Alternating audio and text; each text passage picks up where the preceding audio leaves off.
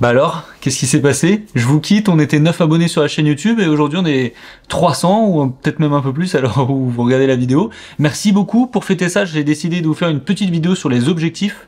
Vous savez que j'utilise un GH6 micro 4 tiers et du coup j'ai tout un petit panel d'objectifs. J'en ai 5 actuellement. J'aimerais vous conseiller, il y en a certains je vais m'en séparer. Donc je voulais vous faire une vidéo pour vous dire quelle utilisation j'en fais de chaque et de savoir lequel est fait pour vous si jamais vous êtes également en micro 4 tiers. Du coup, pour pas perdre le mouvement, étant donné qu'on est 300 et que c'est hyper cool, je me dis on peut arriver à 500 assez rapidement. Donc si t'es pas abonné, bah n'hésite pas à le faire. On parle vidéo, matos, tuto, comment vendre ses vidéos, etc.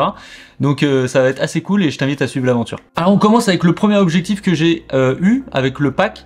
J'ai mis un peu plus cher pour celui-ci et c'est celui que je regrette un petit peu, même si je le savais pas. C'est le 16-60 Leica 2.8. C'est un objectif qui est hyper polyvalent, c'est mon seul zoom de la catégorie.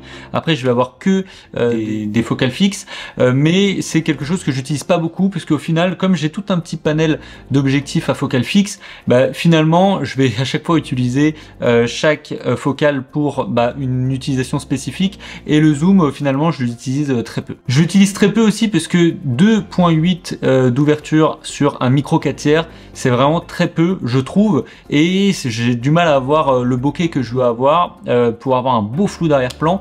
Donc à chaque fois j'utilise mes focales fixes qui ont une plus grande ouverture. Après c'est pas un mauvais appareil, d'ailleurs vous allez le voir à l'image parce que je vais vous mettre quelques plans.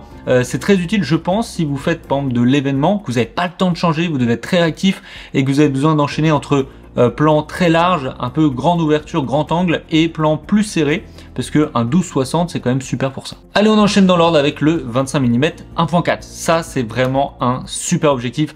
Pour moi on parlait de polyvalence, c'est celui que je prendrais si jamais je ne sais pas trop à quoi m'attendre sur le terrain puisque 1.4 c'est une bonne ouverture pour pouvoir faire un joli flou d'arrière-plan et 25 mm donc c'est un équivalent 50 mm pour ceux qui parlent en plein format, donc parfait pour faire notamment du portrait, pour aller assez près. Bon certes du coup c'est pas un zoom donc il va falloir se déplacer selon ce que vous voulez en termes de rendu, mais franchement le 25 mm en micro 4 tiers je le trouve top. 1.4 là on peut vraiment s'éclater. Pour info c'est le premier objectif que j'ai acheté et je l'ai beaucoup utilisé pour faire notamment du face cam puisque ça permet d'avoir la caméra qui est pas non plus trop loin, d'avoir le cadre et un beau bokeh derrière, donc franchement top. Je peux vraiment vous le recommander. Moi je l'avais acheté d'occasion.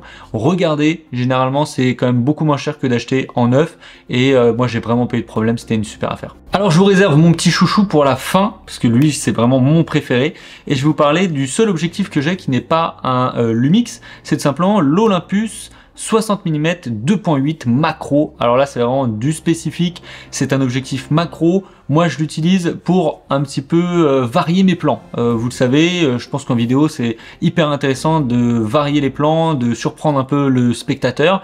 Et du coup je vais faire des plans larges, des plans serrés. Et celui-ci j'utilise beaucoup quand il y a des détails, quand il y a de la texture, de pouvoir aller très près.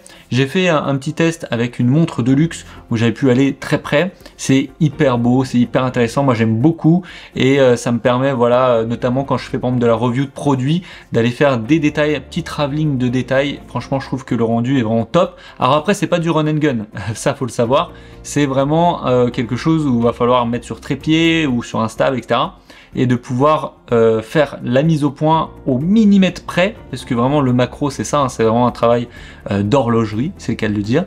Mais j'aime beaucoup ce petit objectif. Si vous avez besoin d'un objectif macro, le 60 mm 2.8 il est vraiment top de chez Olympus. Et mon chouchou, alors là c'est le gros bébé, c'est mon plus gros en termes de poids et c'est celui que je préfère, c'est celui où j'ai les meilleurs rendus. C'est pas celui que j'utilise forcément le plus pour je sais pas, pour aller filmer une presta parce que il est très zoomé, c'est le 42,5 mm 1.2, ouais c'est ça, 1.2, j'avais peur de dire une bêtise.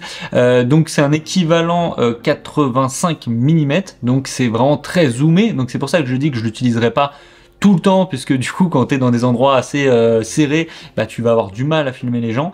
Mais par contre 1.2, f1.2, l'ouverture est énorme et du coup le rendu est juste top. J'adore ce que ça rend en termes de visuel, en termes de qualité, en termes de flou.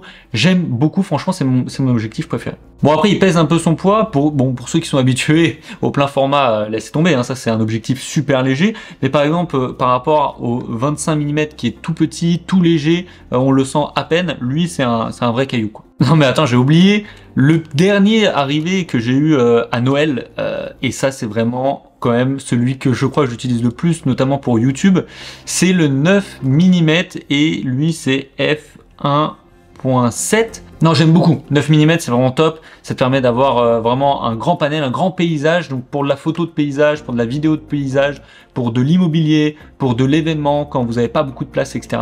9 mm, f1.7. Franchement, c'est top. Je l'aime beaucoup. Je l'ai depuis pas très longtemps, hein, puisque depuis fin décembre. Mais je l'utilise vraiment à chaque fois sur YouTube. Je pose la caméra, elle va être juste devant moi. Mais quand même, ça va tout me prendre. Donc ça, c'est parfait. Bon, les amis, j'espère que cette vidéo vous aura plu. Elle était rapide, mais je voulais juste vous parler un petit peu des différents objectifs que j'avais en termes de micro 4/3. Si jamais vous avez des questions, vous voulez que je rentre plus dans le détail sur un ou plusieurs objectifs, que je vous fasse des tests un peu plus approfondis, n'hésitez pas. J'ai tout sous la main, donc je peux très bien faire une vidéo en une demi-journée pour tester un peu plus en profondeur, selon ce qui vous intéresse. Donc mettez-moi un commentaire si vous voulez que j'approfondisse le sujet sur un objectif en particulier. Et moi je vous dis à bientôt, n'oubliez pas de vous abonner, le petit like, et à la prochaine. Ciao!